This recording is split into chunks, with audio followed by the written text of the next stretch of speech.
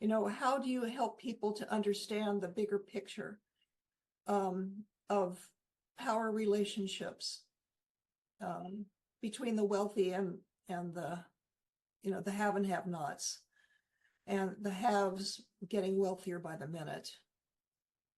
How do you actually help people to understand that? Because there are some taboos. We grew up with some taboos that are rather unspoken, but they are taboos. One of them is America is the greatest country in the world, right? And we can't question that. Another one is capitalism is reigns supreme. There's nothing else. It's the best. I mean, that's sort of the point of view you were bringing up a few minutes ago. Another one, this is for journalists especially, you can't question the military budget. Half of all of the income the US generates goes to military spending. And why is that? Well, it's so that we can do what Trump is doing right now, which is call the shots in other countries. Oh, we'll just annex Canada. We'll just go up and buy Greenland. You know, what kind of craziness is that? Well, if you've got, well, anyway, that's a bigger, the whole political dynamic is a bigger picture. But I think, you know, you see the point that people need to understand the political economy of this moment. They need to understand the relationship between politics and economics. And if they don't, then they can't put the pieces together, because you've got this problem and that problem and the other problem. What ties them together thematically is the political economy. That's the macro structure within which all of this is happening. Wealth is a very interesting, we might even think of it as a phenomenon, because if you've got wealth, you have the resources to command and influence in ways that you don't if you're sitting on the margins without those resources. And historically, both women and people of color, starting with the Native Americans, then the people who were enslaved and brought over, and so forth. I mean, those of us have been systematically and legally for centuries denied the right to own property. And it was only, I can't remember when it was, women were finally able to own property. The 1970s, Mia, it wasn't until the 1970s that women were able to get their own credit cards or to sign loans, to get loans for housing. And if you look at, I don't know if you're familiar with Richard Rothstein's book, The Color of Law. I wish. I'm embarrassed I'm not. I know you talk to me, you're going to get a syllabus out of the deal. but he looked at the legal history of racism and how all of these various laws were passed that prevented Black people, particularly, from owning property. Well, property in this country is the basis for wealth. Probably everywhere, it's the basis for wealth. And so if you own property, you can pass it along generationally, or you can buy and sell it and make massive profits in your own time. But and then you begin to invest it and so forth. Well, once you begin to invest in the free market or the capitalist system, you begin to garner more money. So the more money you get, the more you can do. And we've seen this. I mean, if you read the chapter on, or if you read the chapter on policy, you'll see that people who've been able to influence media policy are those within the industry who have all the money. And they have been able to buy out all of the smaller stations. And who own those smaller stations? People who look like you and me. Oh, man. So, I mean, that's been happening. Carolyn, you originally started your career off being interested in all types of stuff: misogyny, racism, the media. Can you speak about, I don't know, what probed those interests? Speak about your time, what was going on that Yeah. persuaded you into getting into all of Well, I mean, being a baby boomer, I grew up at a particular time, and I think we're all influenced by the history of our own moments. And I happened to grow up in the swell of social movements, yeah. and they were happening all around me. And so, there was civil rights, obviously, and women's rights followed, and then gay rights. And those were all movements that I was personally identified with. And I'd grown up in the military. It was integrated by Harry Truman, I think in 1948. Well, I was born in the 40s, so I grew up in a military. My dad was career Army, so I had friends of all different kinds, and I thought that was about the most normal life. I never questioned it. And then I started encountering, part of that time we were stationed in the South in Georgia. It was still, yeah, we were still the separation of the water fountains and all that. And I remember going to get a drink of water one day on a really hot day. My mother had taken us into Walgreens or someplace, and she said, "Oh, honey, not that one."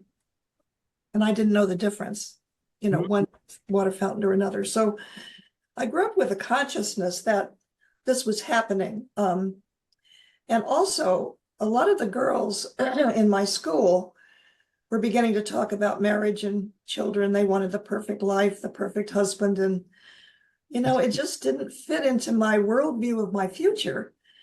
So there were all these little kind of feminist things beginning to happen to me in my teen years. Well, it all came together. I pursued a life in journalism initially. And part of that time, I lived in Brazil, and it was during the time of the military dictatorship.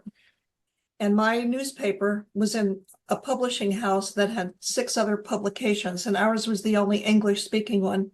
The others were all in Portuguese. And we had a full-time censor at our newspaper. My stories were routinely sent back for revision. That there couldn't be anything anti-government or, anti-military, or, there were just these lists of things that you couldn't write about. So I became aware of censorship and ownership of media and what happens. Yeah, so I brought that back to the States with me. And to make a long story short, I left a job in government where I was a public information officer when I got back. I settled in Washington State, where I actually live now again. And I was recruited into this group of women I knew who were starting a rape crisis center. And they kept telling me stories that they were having problems with the police, problems with parents, and so forth. And I said, well, I think you guys have a public relations problem, and I can help you work on that. And my initial involvement then was sort of professional in the anti-violence movement, but it became, I became a volunteer that put a lot of hours into supporting victims of violence, women who'd been, incest victims or rape victims. I was instrumental then in joining with a small group, and we started a combined women's shelter and rape crisis center, and we got it funded. There was state funding by that time. So my life was beginning to shift professionally from rather traditional, work into something that was much more cutting edge, radical. I mean, we all worked for $500 a month. In those days, that was late 70s, not that long ago, really. Not long at all. But we got movement wages, basically, what we call movement wages. And those were pretty low wages, but, we worked on it. We put a whole thing together. Well, my advantage was that I had worked with so many of the reporters here in Olympia through my work for the state as a public information officer, that they began to come to me and ask me, how do you cover, there's a rape trial going on, he's alleged certain things, that's going to be his defense. How do we cover a trial like this? So I began to work with the media a little bit. And then we began to put out press releases about just basic statistics. We gathered information from police departments and prosecutors' offices, and we put the first time that anybody had actually looked at how many cases were reported, how many actually were investigated, how many were taken to trial. I mean, what we were finding out is that police discounted women. They completely discounted children. Oh, children make these stories up. And prosecutors weren't taking cases. So we wanted to shed a light on all that. Well, I knew how to write professional press releases, of course, and we just peppered our local news media with press releases about these kinds of crimes. And we ended up having quite an influence. I mean, this was early. Keep in mind, very few people were talking about these problems, domestic violence, or those words hadn't even really been coined yet. They came out of the women's movement of that time. So it was second wave feminism, I'd say, that gave me my leg up into activism. And one of the things that we worked on was media stuff. There was you probably don't know about the Billboard case, the Rolling Stones, the rock group Rolling Stones. Right. They put an album out around 1980, 81 called Black and Blue. Okay. And the promotional materials and all the visuals for that featured a battered woman with bruises all over her, and the tagline, I'm black and blue by the Rolling Stones and I love it. That's weird. Very. I mean, I know art, you get away with more stuff, but yeah. So when that billboard went up on Sunset Strip in Los Angeles, a group of women in LA formed a group they call Women Against Violence Against Women. The acronym is WAVAL. We had the originator of that movement come up to Seattle. We gathered women from all over the state of Washington, and we essentially went through what became a training for us to do local activism around media issues, violence in the media. And what made that particular group of interest to me was that we combined both racism and sexism in the public educationals that we began doing, because a lot of there were dual messages in many of these record covers and promotionals. And yeah, so anyway, that gave me and we picketed a film downtown that was very misogynistic, and we did educationals. We picketed record stores at Christmas time and encouraged people to boycott records. Well, it worked. Our boycott worked. And we were able to get the originators of the movement, Julia London, and there was another woman from NOW, National Organization for Women, she was working with. They began to negotiate with the record company officials. And what they asked for was to have certain things drawn off the market, the artwork drawn off the market and replaced with something else. And then an agreement not to depict violence against women or children or non-white people again. So we got that agreement. And so that told me that organized pressure works. It can work in toward policy. My interest, I was a bit older than my dog. Yeah. I was a bit older than some of the other young women in the group, our group, and I had more of an interest in the structural issues. What's causing, who's doing this? So I began to ask reporter type questions. Who's doing this? Who's allowing this? Why are they doing this? And what can we do about it? And so I guess I moved without giving it a name yet. I had already started moving into looking at the layers of oppression and the intersecting kinds of oppressions that came together in a power structure that seemed enormous. That is enormous. That is enormous. So Yeah. you said so many things there.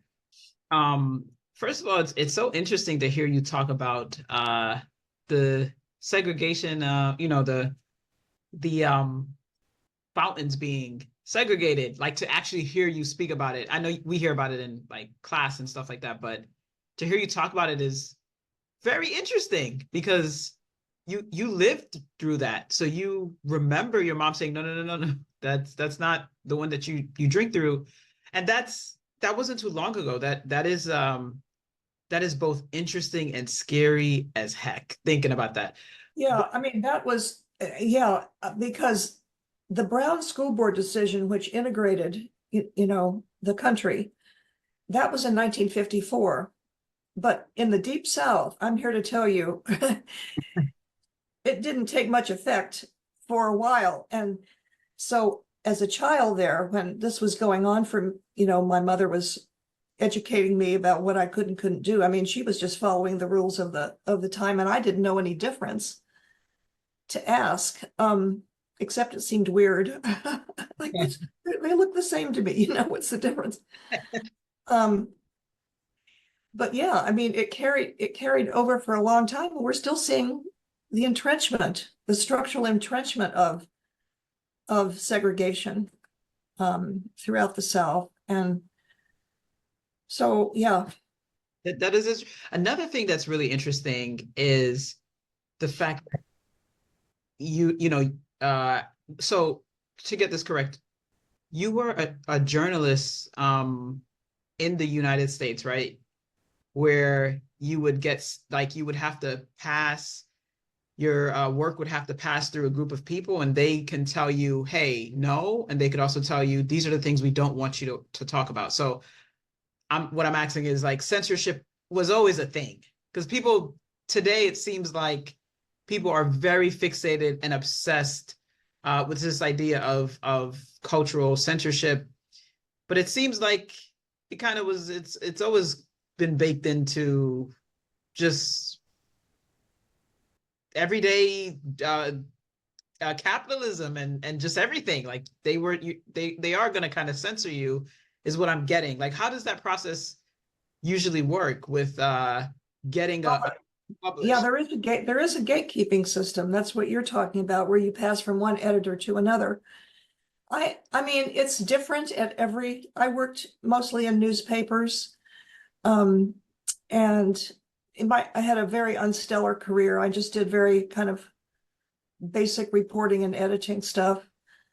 But and so often I was working with somebody else's stories, and I just was working for accuracy or whatever. And when I was in Brazil, I was doing a lot of translations from Spanish to English from off the wire services. So I mean, my ability to really question things was rather limited.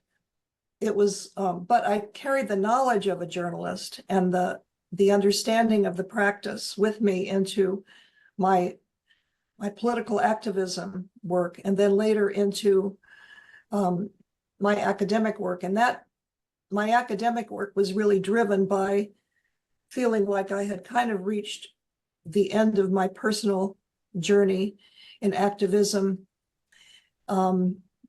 We trained a lot of good people. We gave a lot of workshops on using the media. We had helped to revolutionize in my community here in Olympia. We helped to revolutionize the ways they handled victim and survivor cases. And those cases then, we helped to pass laws. I mean, we're here at the state capitol, so the women in my organization, we were routinely called on to testify. Oh, we've got a hearing this afternoon. Can somebody come up and say a few things about X, Y, or Z? So we were able to exert our influence in that way. I felt like I was still quite ignorant about a lot of things in the world, and I simply wanted more knowledge. And I felt the calling of academia, because I thought it's time for me to move into a teaching role and a research role more formally than I could do in a small community. So I pursued grad school. And I think one of your questions, if I remember, is how did I get interested in doing this research? And it really came with me right out of the trenches of activism, quite honestly. I mean, Yeah. I was in an all-male communications program.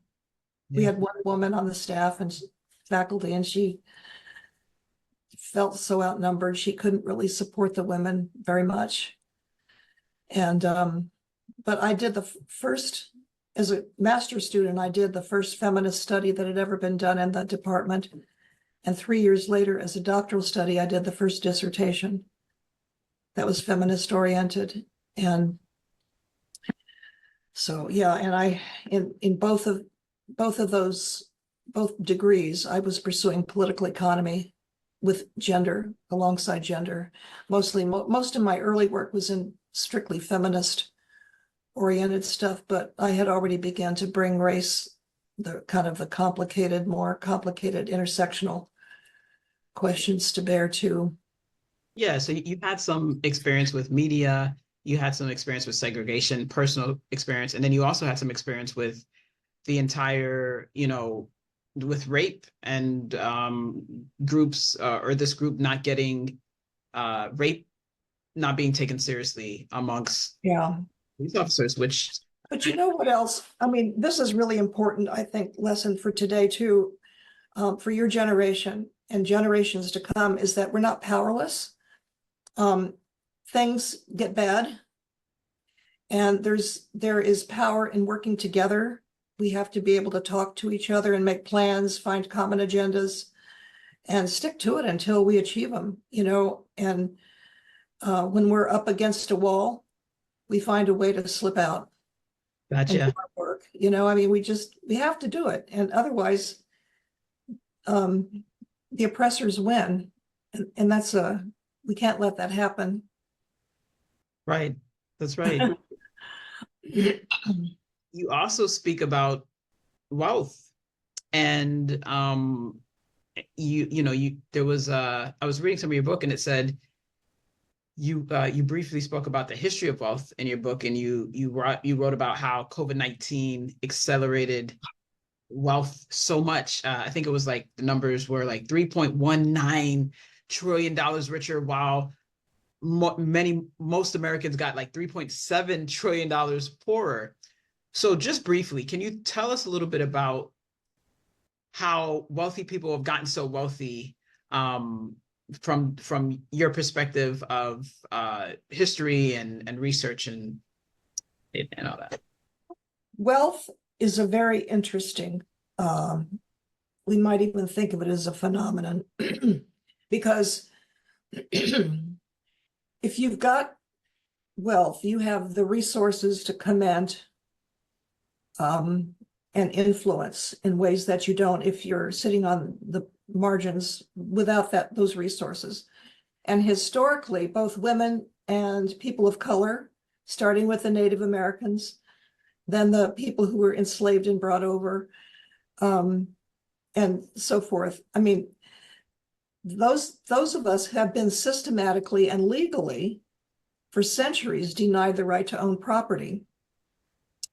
And it was only, I can't remember when it was, women were finally able to own property. The 1970s, Mia, it wasn't until the 1970s that women were able to get their own credit cards or to sign loans, to get loans for housing. And if you look at, I don't know if you're familiar with Richard Rothstein's book, The Color of Law. I wish. I'm embarrassed I'm not. I know you talk to me, you're going to get a syllabus out of the deal. But but he wrote a he looked at the legal history of racism and how all of these various laws were passed that prevented Black people particularly from owning property. Well, if you don't, property in this country is the basis for wealth.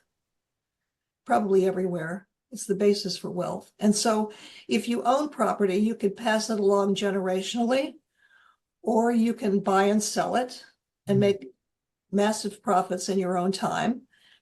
But and then you begin to invest it and so forth. Well, once you begin to invest in the free market or the capitalist system, you begin to garner more money. So the more money you get, the more you can do. And we've seen this. I mean, if you read the chapter on, or if you read the chapter on policy, you'll see that people who've been able to influence media policy are those within the industry who have all the money.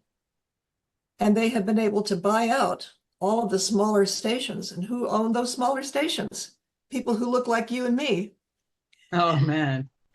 So, I mean, that's been happening, and Black radio stations have been losing. They can't compete because more wealthy syndicates like Sinclair Radio and some of these others, they're able to command more money, and they'll go into a small station that's kind of on the margins as the owner gets, kind of in his 70s or her 70s, and say, they offer them a price. Well, you're going to sell out, right? So part of my research over the years has been tracking media ownership. Who owns the media?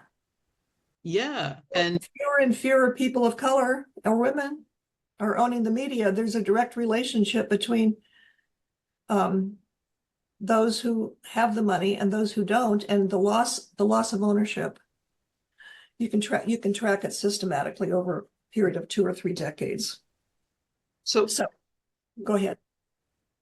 What's this obsession with wealthy people in the media? You write about like Jeff Bezos, he owns the Washington Post. Mark Zuckerberg owns Facebook. Elon Musk and his craziness, he owns X. What is this obsession with owning the media or wanting a piece of media when you have Hitler learned it really early. His minister of propaganda was named Goebbels, Goebbels. And Goebbels his job was, well, in those days, there was no internet, right? There was mainly radio, no television. There were newspapers and radio. So his concern was with the radio, especially. So he went in and he told the radio station owners, just light entertainment, nothing political, just light entertainment, just play music, do cultural affairs, no political affairs reporting. Newspapers were also intimidated. Well, we're seeing exactly that same playbook right now in spades. I mean, 2 days ago, Jeff Bezos, I don't know if you followed this, but he told the editorial writers at the Washington Post that they were reorienting the direction of the editorial pages, the op-ed pages. And after this, there would only, the stories every day would reinforce the importance of the free market. That's capitalism with a capital C.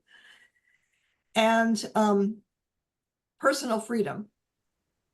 Personal freedoms, right? That's like personal freedoms over community interests, right? You and I can do anything we want to. We don't have to be concerned about anybody else around us.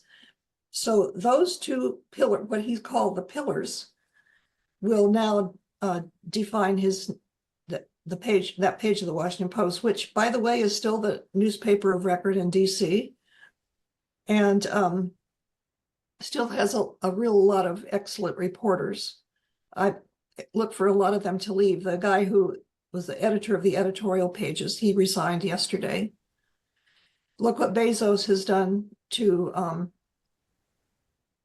not Bezos, Zuckerberg has done to his Meta companies. He has said, Facebook, there will be no more fact checking. Yeah. Well, what happens there? You know, Trump and his people and you know, the MAGA people, they can put all this propaganda, misinformation, and nobody's going to correct it. And that's going to circulate as public discourse. Musk has ruined Twitter. It's his personal. So they use their power and as owners to prevent oppositional thinking, to prevent dissent, to prevent public discourse.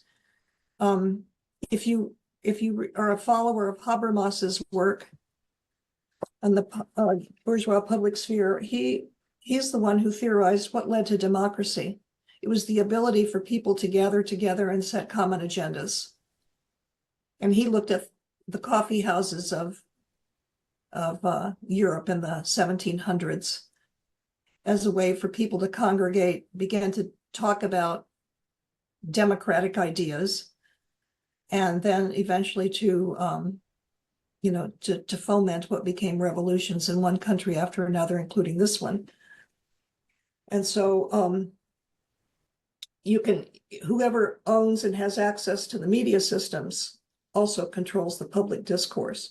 Well, if you don't want people telling Donald Trump and his people that what they're doing is wrong and undemocratic and so forth, you just simply go in and buy up the means of communication, the channels of communication. You take them over, and their wealth enables them to do that. Every single one of them are among the wealthiest in the world. Yeah. And they're not spewing messages that are going to benefit us. And I think one of your interests was how did the wealth increase during COVID? Yeah, that was another interesting point you brought up, with just how much our wealth decreased and their wealth increased. Was very interesting. Our debt and poverty increased. I mean, the gap between rich and poor grew like this in those years. Oh. And yeah, I mean, it had a lot to do with their ability to control markets during a time of crisis. And I haven't looked at the deeper side of those economics, but that's what happened. And it was not just the media industry where this happened. I mean, the banking industry, the food industries, many of them capitalized on the panic and the very real uncertainties that we all lived with for those 4 years. So, right now there's rumors that MSNBC might get bought out and CNN might get bought out, and I've heard a lot of commentary like, no, that's not going to happen. But from what I'm hearing from you, just based off of history, of course that can happen. Of course that people just buy these places out, even if there's a market for them. Of course they can do that. And as a matter of fact, there's some controversy because they just fired Joy Reid. Did you hear? And Lester Holt stepped down too, and it's strongly believed there was pressure on him to do that. What do you think is going on there? Well, I think they don't want these mouthy African Americans questioning them. I mean, and Lester Holt was not an uppity, left-wing anything. He was a good reporter. He was a journalist. Okay. And Joy Reid, yeah, she's more militant. Yeah, I know. She often made people, you could see them kind of squirming around the table when she was saying things. But yeah, they don't want anybody who, basically the thing that drives the MAGA movement right now is white supremacy and capitalism. And unfortunately, they always have gone together. but okay.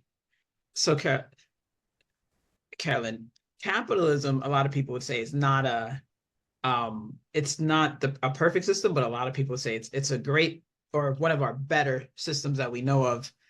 Um, can you talk a little bit about, you know, the history of of capitalism and where do you think it goes wrong? Because it does get stuff right.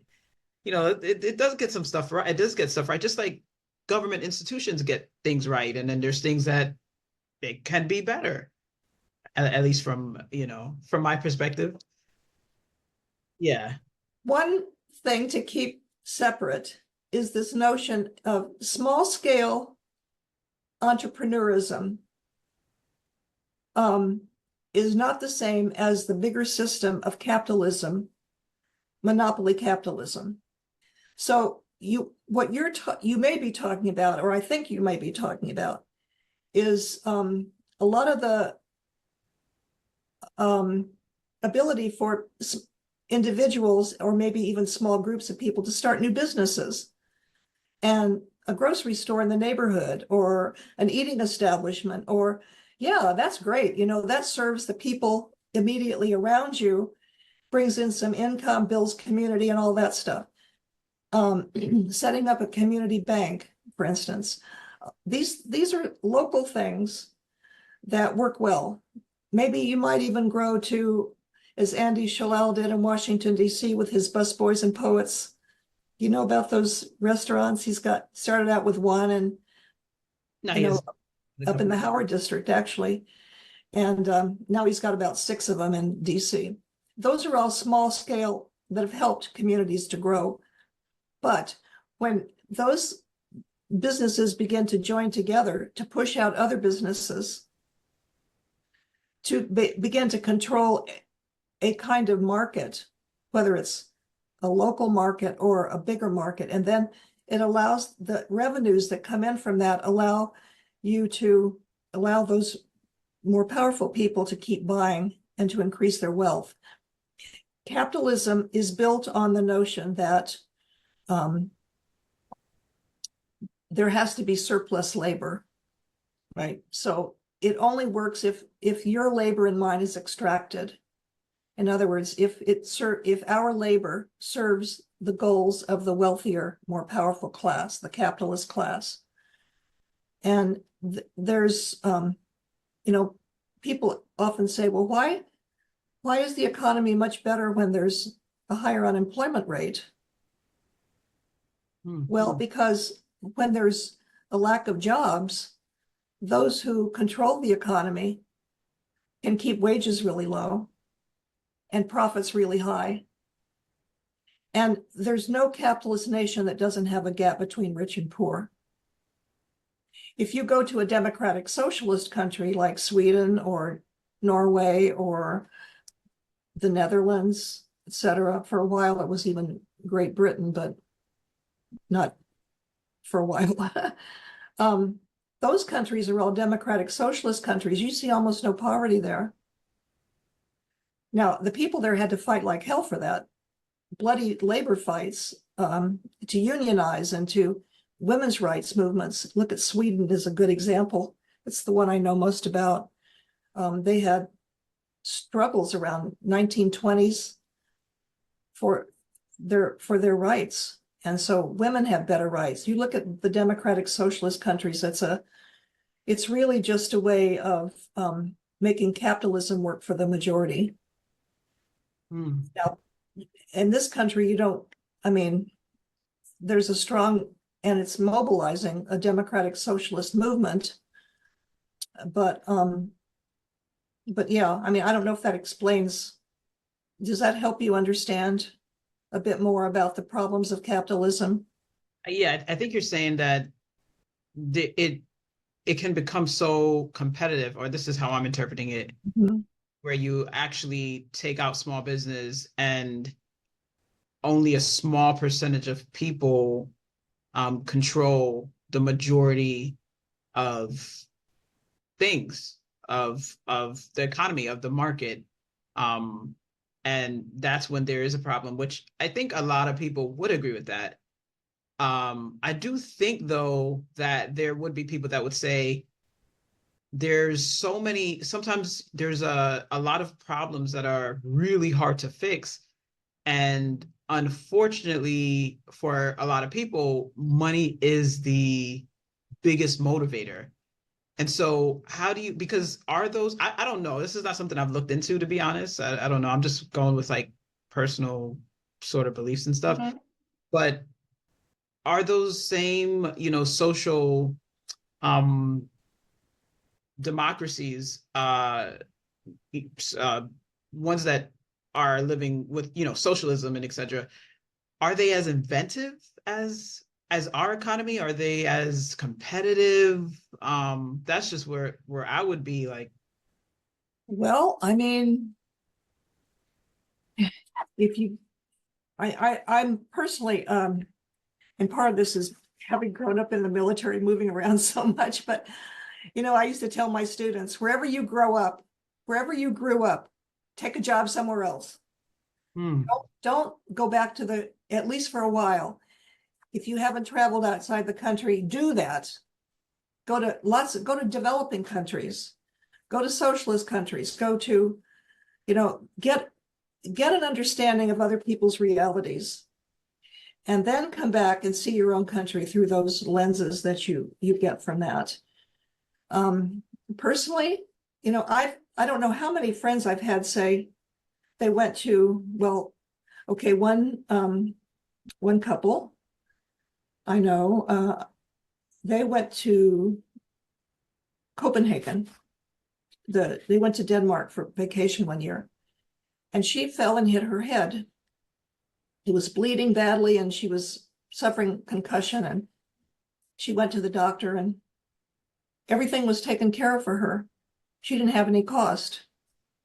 uh-huh. Oh, and she went on and on about it, and how good the transportation systems were, and how wonderful this, and parks were wonderful, and very little poverty. Well, then you come back to the US, homelessness, people living in camps everywhere, almost no transportation system. What's wrong with us? I mean, the backwardness of this particular country only comes to light when you get outside the country and start looking back at it. Then you begin to ask questions. Why don't we have universal health care? We're the wealthiest country in the world. We have the biggest military in the world. Why don't we have universal health care? Why don't we have free higher education? In Sweden, you go to college, you're accepted into a particular university, you don't have to pay for it. So are people incentivized? Yeah.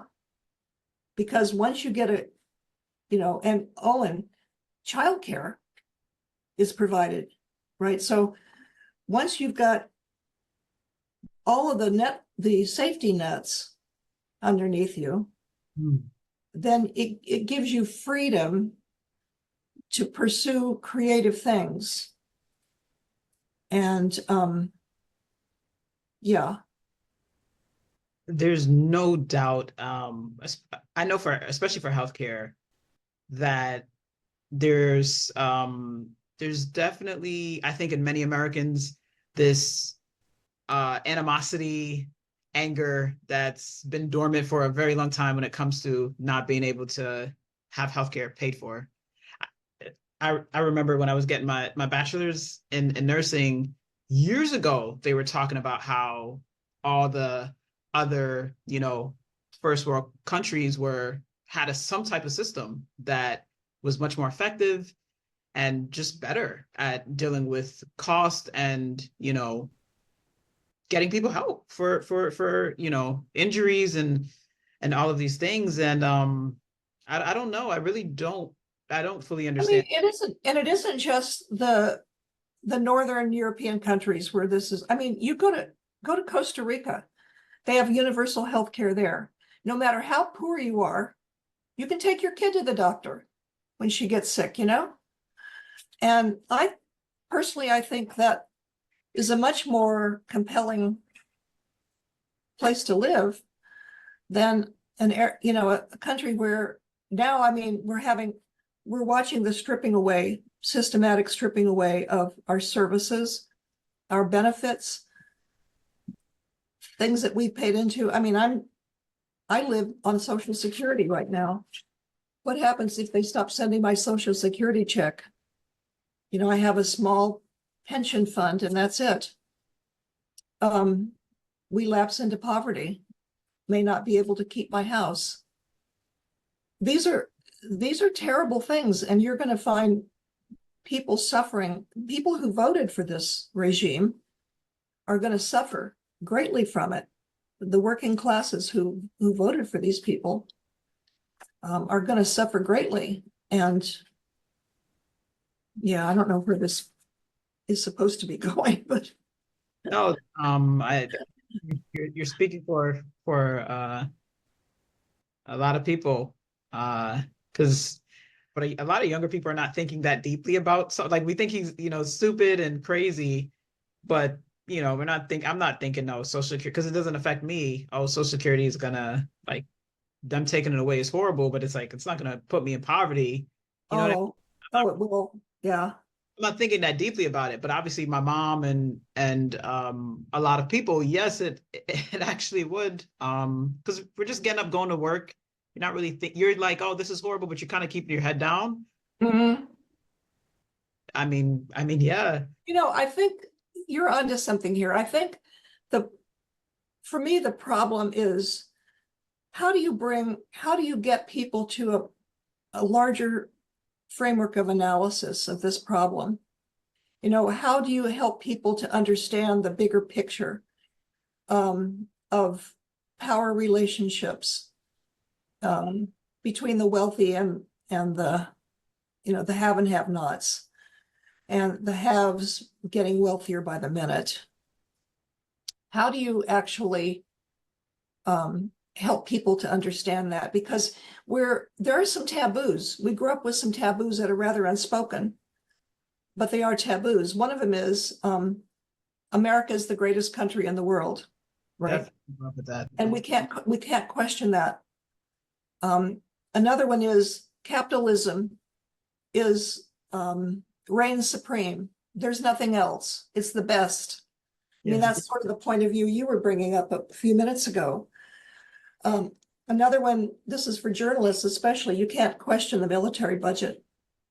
Half of all of the income the US generates goes to military spending. And why is that? Well, it's so that we can do what Trump is doing right now, which is call the shots in other countries. Oh, we'll just annex Canada. We'll just go up and buy Greenland. You know, what kind of craziness is that, Will? If you've got, well, anyway, that's a bigger, the whole political dynamic is a bigger picture, but I think, you see the point that people need to understand the political economy of this moment. They need to understand the relationship between politics and economics. And if they don't, then they can't put the pieces together, because you've got this problem and that problem and the other problem. What ties them together thematically is the political economy. That's the macro structure within which all of this is happening. And yeah, I mean, when Donald Trump at his inauguration puts the 3 wealthiest men in the world behind him, that's a message, a multitude of messages, all very wealthy white men, right? Everybody with very conservative values. I mean, you just don't let anybody else in except people like you. How does public policy create the context for who gets to own media? You wrote about the Telecommunications Act of 1996 and the lack of coverage about the law, which is just one example.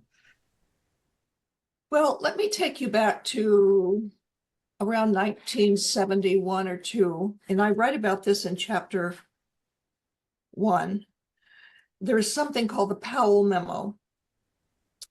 The Powell Memo, there was a Supreme Court justice named Lewis Powell, appointed by Richard Nixon to the Supreme Court. Immediately before he was appointed by Nixon, He was a lawyer, a corporate lawyer who defended the Tobacco Institute and a lot of other huge businesses.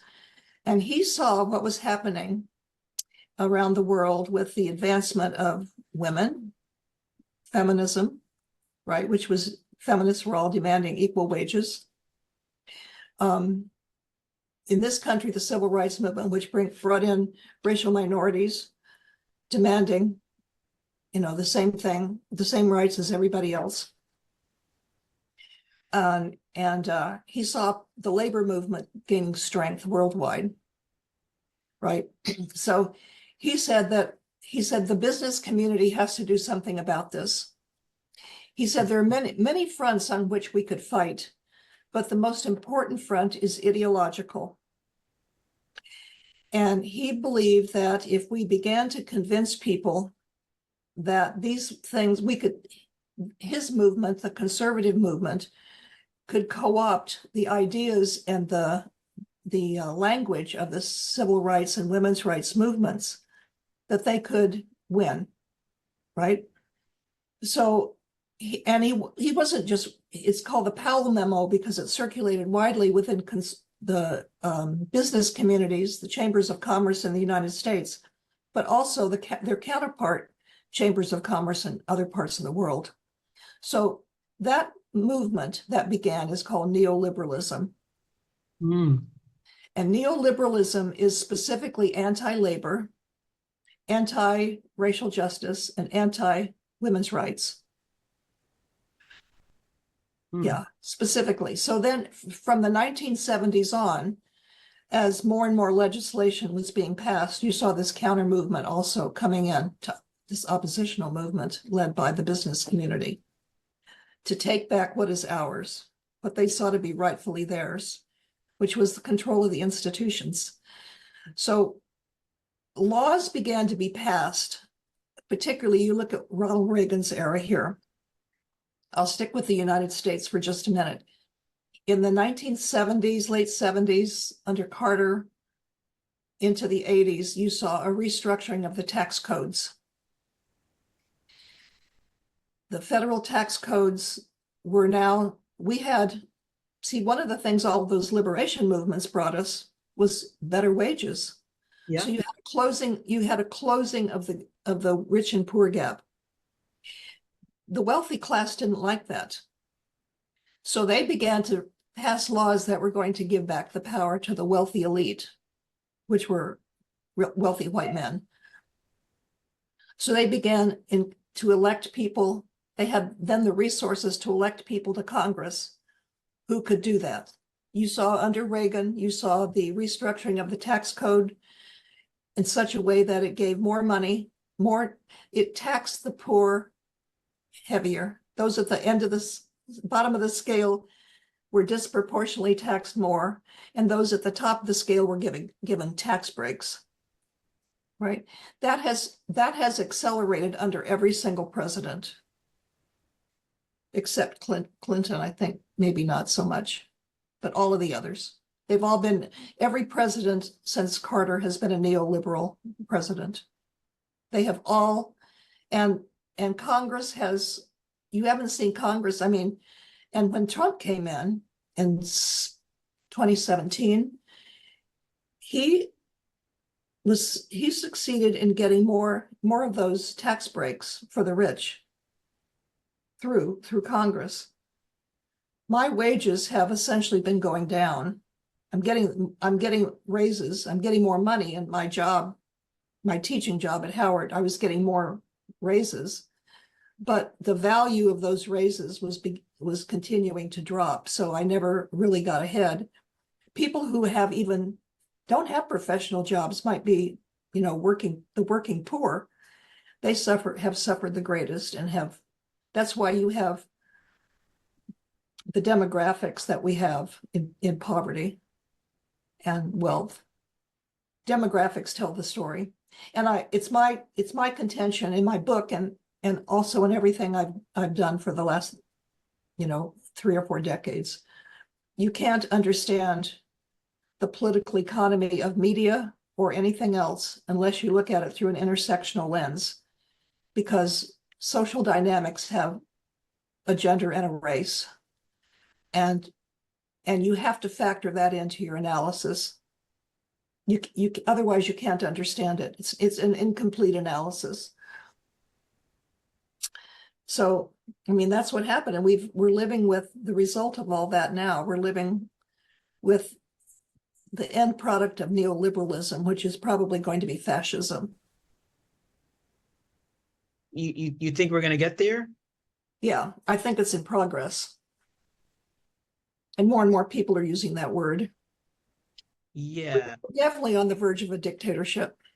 there's definitely intimidation that is very effective with news media, with Congress. You know, Congress is not doing anything. There's a lot of intimidation there, and they're just going along with whatever, whatever. Well, and it's going to be so fascism can only be held in place by threats of violence. And there's a lot of that going around. I read something the other day saying that those 1,500 people that Trump pardoned on his first day in office. Which I will say most of his constituents didn't want him to do. I think the polls are showing that they didn't want him to pardon those people the way that he pardoned those people. Right. Well, he put them there. He put them in jail. So he had to do something nice to say, I'm sorry, and by the way, I still need you. So they're running around out there. Several of them have been arrested for, acts of violence and other flagrancies since then. But so why are the Republicans in Congress going along with all of this stuff? They're scared to death. Yeah. There have already been threats against their families. So you hold a whole regime in control through threats. People are afraid.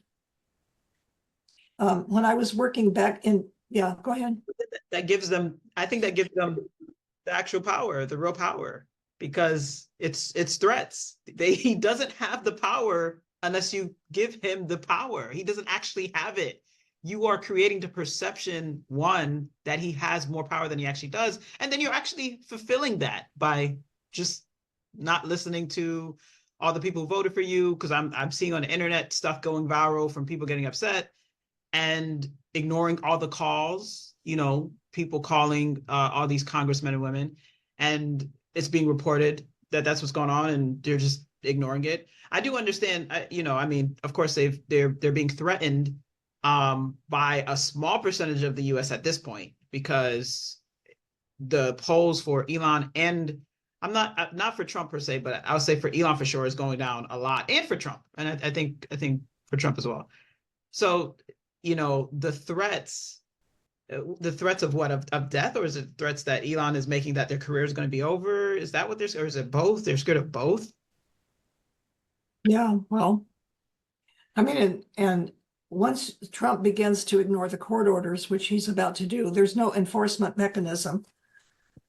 Yeah. He controls all the police forces and the military and so forth. I mean, who's going to arrest him for not restoring USAID money? Nobody. There's nobody out there to hold him to it, or his people to it. And so they'll just gradually usurp the powers to reorganize the government to get rid of a lot of agencies and safeguards. Environmental Protection Agency, right? They're going to gut all of those laws, just ignore them, let people do whatever they want to. You see what Kennedy's doing with the healthcare system. He's just taking away money from the CDC and telling people, they took down all the health information on their websites. I didn't know that. Yeah. And they're going to have probably propaganda campaigns encouraging people not to vaccinate their children. So you've got the measles outbreak in Texas that could spread.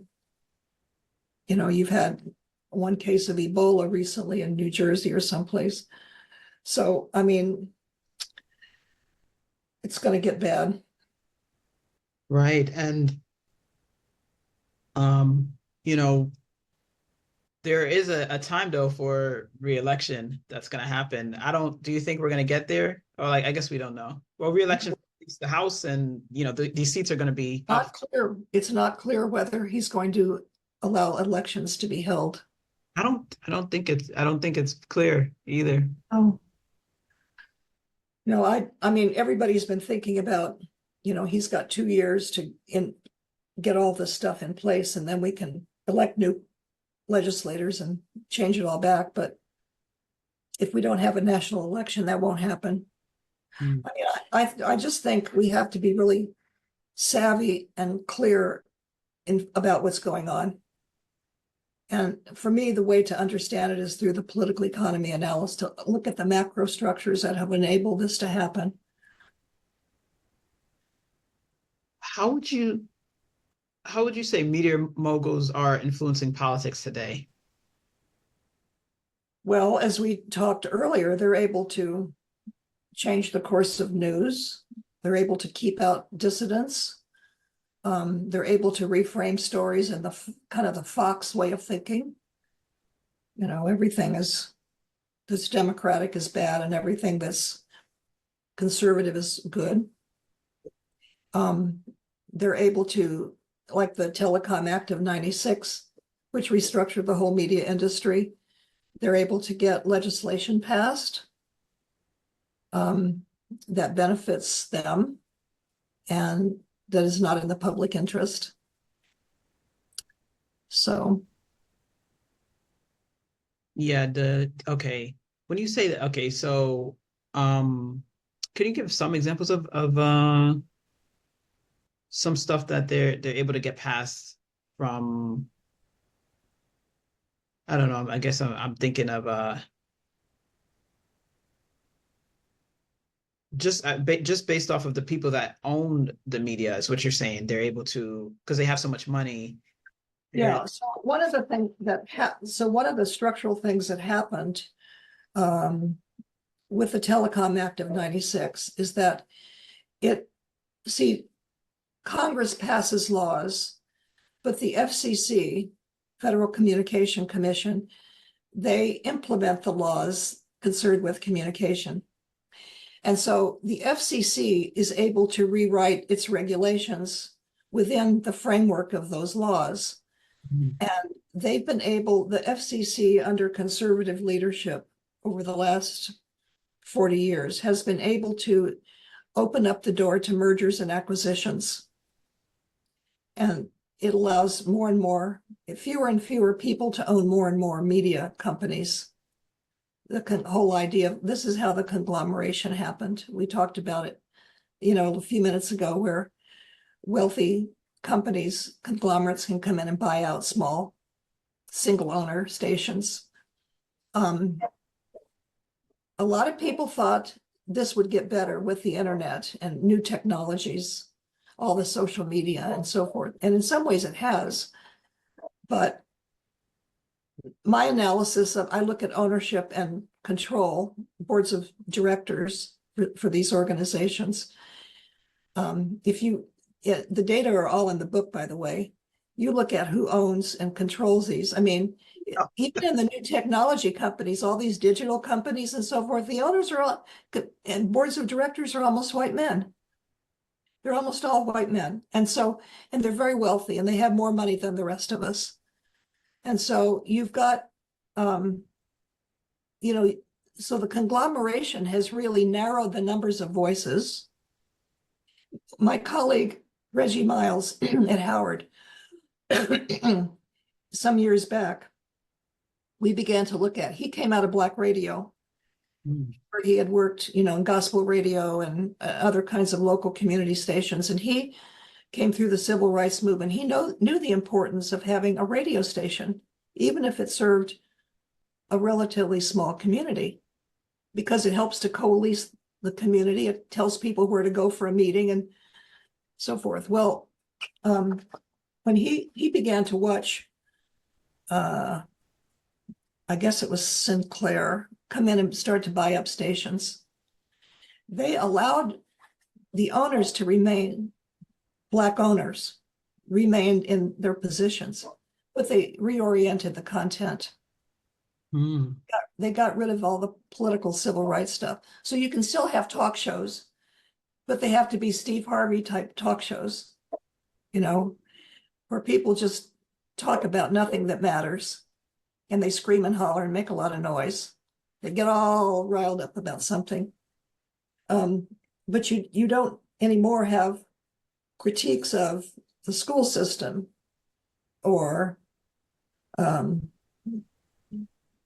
the lack of integration of the swimming pools or things that we used to be able to get on the radio and talk about. So he was quite discouraged about, he's gone back to radio now, but I think it's not the same world. Yeah. Yes. Yeah, they got to keep these stations as long as the content was watered down. That Latino stations, by the way, all of those Latino-oriented stations down along the border and in the Southwest, they play mostly music. They don't have any news coverage. They still have Latino professionals, being hosts and anchors and so forth, but they don't cover anything of political value to those communities. Yeah. Do you think, well, you did just talk about the internet. I was going to ask you about, do you think the internet gives power back to the people? So you said the internet has made it better to some extent. Can you talk about how it has made it better and how has it made it worse in any way to you, in your opinion? You did say that the same people that that have all the money own huge parts of media, I guess, on the internet is what I was gathering, which we know is partly true with at least Zuckerberg owns Facebook and Instagram. Look, Elon owns X. I mean, what the internet has done is enable the common person to go in, anybody to go in and set up a blog site, a website. Those are all good things. But in many ways, it's overwhelmed by where most people get their information, which is Fox News and NBC. And I think the latest Pew study, I think, is still showing that most people get their information and news from television. I'd be a large share of those are Fox News. And it baffles me. I mean, two of my students and I went into communities in the DC area here a number of years ago, and we asked people all sorts of questions about their news habits. I was surprised at how many African Americans said they all watch Fox News. I don't know why you're surprised. There's a lot of very conservative. Well, one of the answers is because Fox came in. Fox is a niche broadcast station. They came in in the 70s. They said there's this whole. They learned some things from the civil rights movement. They said these are Black and brown communities that aren't getting any programming. So they have all this programming for those communities. And people get used to watching that station for everything, their entertainment and their news and information. Most people don't say, oh, where can I get stronger, more critical information? I'm telling you, it's partly effective. Tell me. It's partly effective. Fox,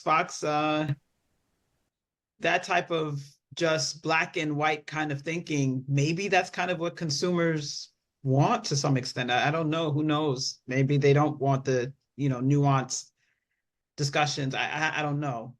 Maybe. Well, I'll tell you some of the other things we learned on our study. People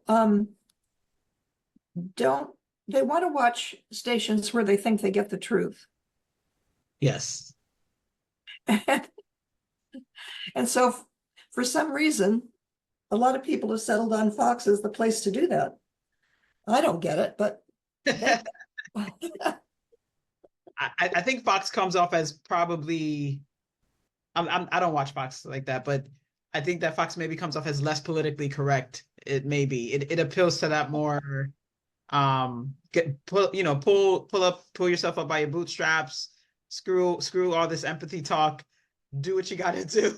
And there's there's something about that feels, I think, maybe less polite but true for some people. Like, oh, tell me, speak the truth, be honest. Whereas maybe a more softer approach, I don't know. I don't know. There's something about the way that they speak on the right that can come off as more that can appeal to certain intuitions, I think, better than the left does. Yeah, I mean, that's true. I think people like a station that speaks to the common person. Yeah. You know, if you boil things down to simple messages that reinforce what many believe anyway, they're going to go with that, as opposed to who's going to watch Rachel Maddow, or Joy Reid, and by the way, MSNBC has already reoriented. I mean, that new manager came in. She's completely reorienting the network, and it's going to be spun off, and it's not clear who's going to own it and where it's going to be managed. Obviously, it got to be too hot a property for NBC, right? Yeah. Right now, there's the number one podcast in the world right now. It used to be Joe Rogan's podcast. Well, I know you're not a huge podcast fanatic, but Joe Rogan's podcast was the number one podcast in the world, and now it is, I think, Midas Touch, which is a like anti-Elon, anti-Trump podcast. Listen, trying to teach in that environment is crazy. I mean, one of the teaching things I used to struggle with my students was the difference between opinion, informed opinion, and truth.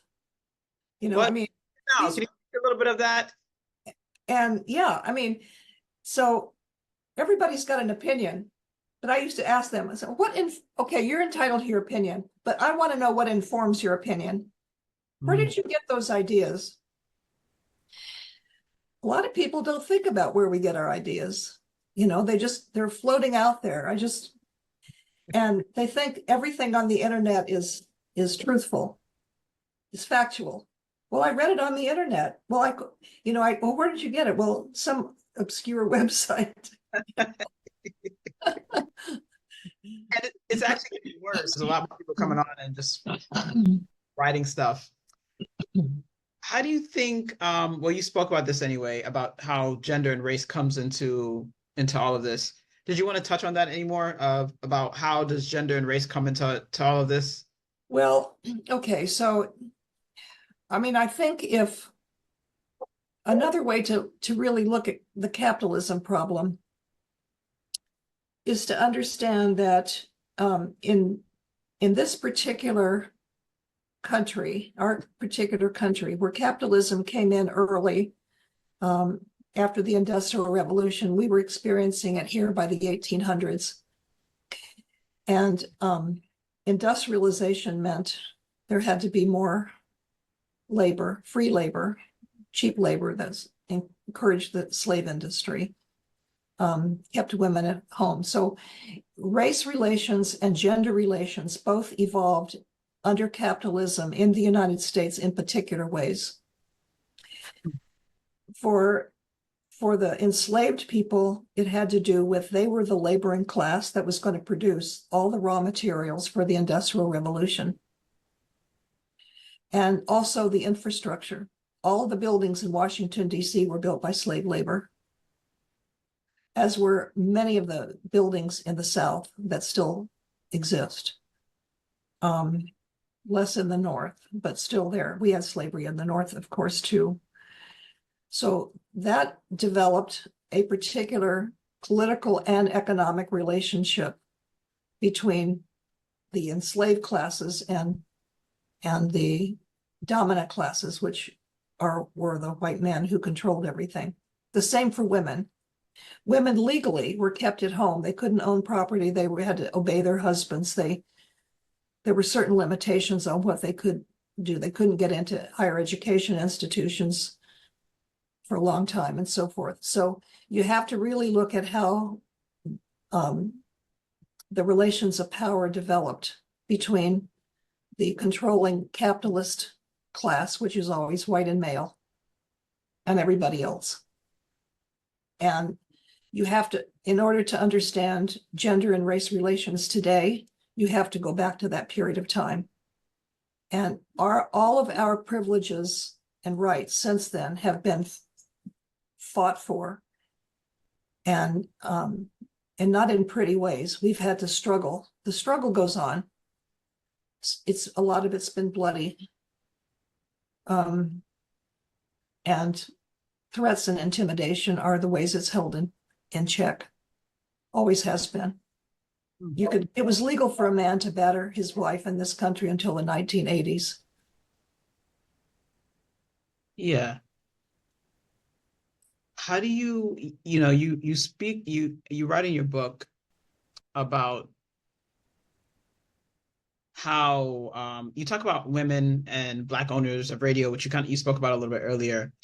How do women and Black owners of radio and television companies enter the U.S. broadcast market, stay in the market, and contribute to their communities? Yeah, so I have looked at that. I did one study called Behind the Scenes, Women Broadcast Owners.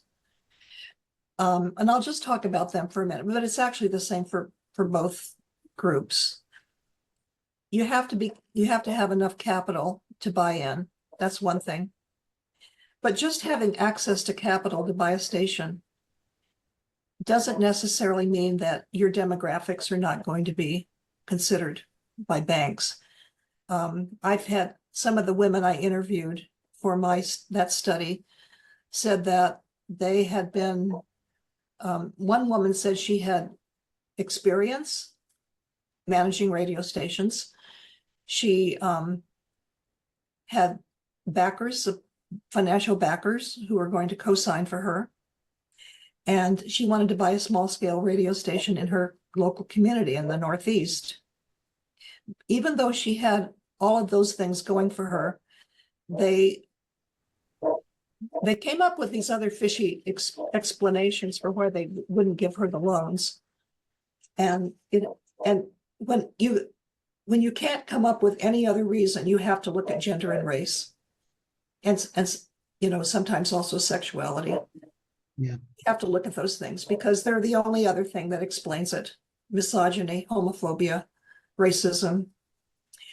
And so you have to be able to push through. You have to get the capital, the financial backing, but you also have to push through those other barriers, which are unstated barriers and difficult to prove barriers.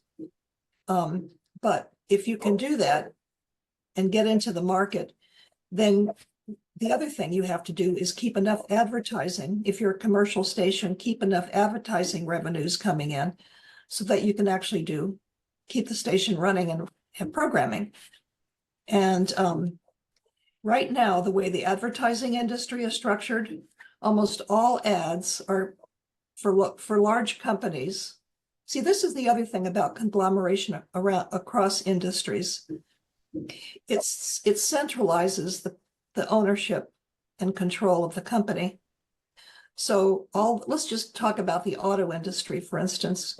The auto industry, only the local dealers they might have a small advertising budget, but they have to get permission and funds from the national company like Ford or GM. And if a small station in let's say a Black community in the South is going to have a difficult time doing that. So you have to be able to bring in revenue to support yourself and stay in the market. Most women who own broadcast stations, radio or television, came to their ownership through their husbands or their fathers. In other words, the station was an inherited property. And so yeah, so they're many of them are owners and, you know, absentee owners. They hire usually men to run their stations. I was really so discouraged by that study. I wonder why. I wonder why. Is it that guys want to do this kind of work more? Like, what is the because women aren't. I don't know if women are going to discriminate against. I mean, it's possible. It's not theoretically impossible, but I'm just wondering what makes them go to guys to like hire guys more as opposed to. Yeah, it's difficult, and especially with the rise of pay radio like Sirius XM, for instance. You know, you can subscribe now. You don't have to get any of the ads. So has listenership gone down in local communities? That's actually a study I haven't seen. I don't know. Radios get paid traditionally off of advertisement, correct? And Yeah. then like you said Sirius radio, XM radio, they can get paid directly via consumers instead Yeah. of. I subscribe. I have Sirius in my car. I pay, I think, $10 a month for it. It's not terribly expensive, but I also listen to commercial radio. And then I get all the ads when I do that. But there are also some public stations. There are public stations or some are sponsored by universities. I think in the Seattle Olympia area where I live, there are a number of stations that are part of universities. And so the university assumes the cost of them and they're commercial free. But, you know, you mentioned earlier, you asked earlier how wealthy people control policy and ownership. If you look at what's going on right now, the Congresses, some of the agencies, the FCC, I guess, probably is beginning to conduct research into NPR and PBS. Those are the two. Well, for one thing, they only get like 15 or 20% of their income from Congress. Everything else comes from donors or corporations. But they're going to intimidate the public stations, publicly supported stations now to tone themselves down, not to do critical reporting. Too much control. Yeah. Too Yeah. much. And they may try to do away with the funding. I mean, it wouldn't be the first congressional attempt to get rid of funding for Corporation for Public Broadcasting, which funds the other two. You know that, right? Corporation, that's how the money flows from Congress to the Corporation for Public Broadcasting. And then they provide support to local stations, television and radio stations. So Congress gives something like NPR, or you said PBS, NPR. There was another one you said. One. PBS, the public PBS public broadcast. Yeah, that's television. Yeah, Congress appropriates the money for those, passes it to the Corporation for Public Broadcasting, which is a government agency. And then that agency gives grants to all the local stations that are licensed. And yeah, so if the rules come down from the top that we're not going to get money if we publish these kinds of stories or broadcast these kinds of stories, then that critical reporting will go away. Gotcha. Yes, because the FCC is a government institution, program, etc. And a lot of us don't know. That's one good thing about that has come out. Maybe the only good thing that has come out of this administration is it forces you for a lot of people to engage more with what actually happens in government, and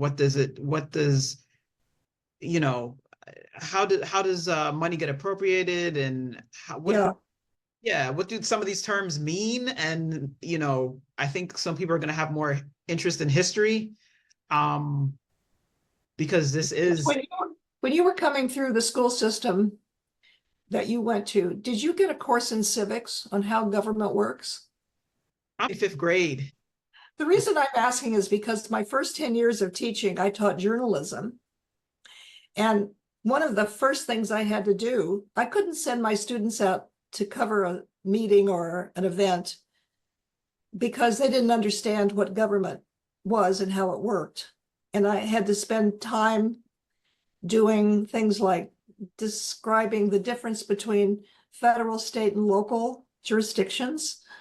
Um, I had to get everybody a map to show where the school districts overlaid all of the other jurisdictions. They're always different from the voting blocks, and just how something becomes a law, the difference between a law and an ordinance, all of these kind of basic things I had to cover before I could send them out. Because suppose this one community I lived in and taught, it was a rather small community. There wasn't a lot of stuff going on, but suppose the city council was going to look at the recommendations from the bicycle committee. Mm. I had sent one student, I said, I want you to go cover the meeting where they consider these changes. Well, that student didn't understand what the bicycle committee was and how did it relate to government anyway. And so I realized then that, because the right wing began to wipe out civics courses, they were able to put pressure on school districts since about the 1970s or 80s to get rid of civics courses because they don't want people to know how government works. Because Yeah, if you know, then you can organize to intervene. yeah. Maybe I can get you on another time to talk a little bit about the civics course, and I need to look some of this stuff up. From 0 to 13, I lived in New York City, and I know we definitely I had a civics course, but I moved down south. I moved to this very poor county called Polk County, and I'm definitely sure there was nothing on civics or anything like. What state were you in? I was in Florida. And where? Florida. Oh, Moved to Florida, Polk County, and I remember a lot of the students who came up north. Some of the older students and all that, they would say stuff like, man, I was learning this stuff when I was in this grade, or I was in that grade, or etc. They would say stuff like that sometimes. Like, the school system in Florida is just so much more behind. But I don't. I mean, yeah, that it is definitely important for sure, because because I don't know. Sometimes I'm wondering like how important that is because of IQ and all this stuff. And like when I was in 12th grade, I'm still reading at a college level, and I know that wasn't from school, but just not understanding some fundamental things. I think it's making it really hard for younger people to muster up any real.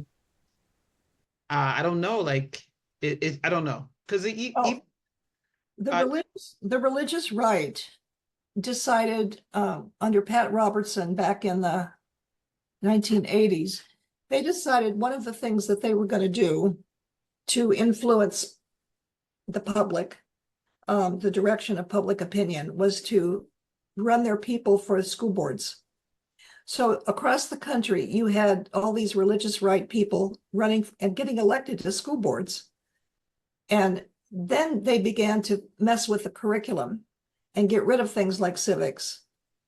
And because they didn't want children to learn how government worked, because then they had an easier time dominating people. If you got people confused and ignorant, they're not going to do much. they're gonna be passive, more passive. They're confused as to the significance, and sometimes just things being so far away, so far back in history, or feel so far back in history, or it's just theoretical. Also, it also makes you passive. Because even a couple of months ago, before the election happened, I was trying to get a historian on to talk about the history of electoral votes. I don't, these are just things that if you're not in this space, you're not in the space of history, you're not in the space of social studying, social stuff, you're just not that interested, and that's not really what you're thinking about. You're on TikTok, you're on Instagram, you're on Facebook, you're on YouTube. For me, I'm on YouTube a lot, and you're on to the next thing, whatever is going on right now. Like you said, that people are bickering about, which I think a lot of it has been masculinity, femininity, this, these kind of arguments online. Very superficial stuff. What happened on January 6th was a big deal, but for a lot of people, you just don't fully understand what it means, what that means, what he did, because you don't know history. So Yeah. Well, I mean, and also it depends on where you are. I mean, the farmers in Kansas got it right away because suddenly there was no market for their grains. They got it like that. They're very savvy. But ordinary people who are out of that kind of direct market, it's not going to filter down to us in personal ways unless it's somehow we're in the sites of particular issues. Like, for instance, now they're going to emit all the people, they're going to expel all the trans people from the military. Okay, if you're a trans woman or man in the military, I mean, they recently took away all of the medical benefits for those people anyway, for gender affirming care. But now you're going to lose your job too. They're going to feel it immediately. Yeah. But most of us won't feel it for a few more months, until my Social Security check disappears, and I'm really going to feel it, right? My Medicare goes away. We've got Kay and I, my wife, she and I have a niece, and the niece's sister is severely disabled, was born disabled, and has survived 22 years, but she needs constant care. And a lot of that's been picked up by Medicaid. This is a poor family in the South. And their family's terrified that this is going to happen, and they have no means to help this child through their own earnings. They're both working class. One is a part-time nurse, and the other one he works in a loading dock or something. That is crazy. That is very crazy. And I mean, so people are going to begin to feel it in